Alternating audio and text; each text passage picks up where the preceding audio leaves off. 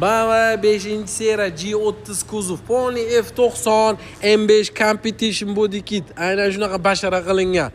530i 2 litr twin turbo motor. O'zi 250 ot kuchlari bo'ladi, stagelar bilan, vixliplar bilan 310 ot kuchi bo'lgani bo'pti shu holatida. Pony night paket spoilerlargacha bor. 68 ming degan probegi va holati zo'r ekan. Mana 68 ming 2021-yil ekan.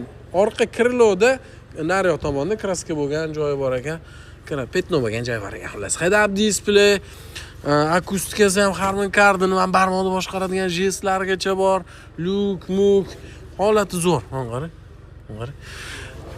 Srochniga bu mahluqqa ovozni ham eshitib qo'ying.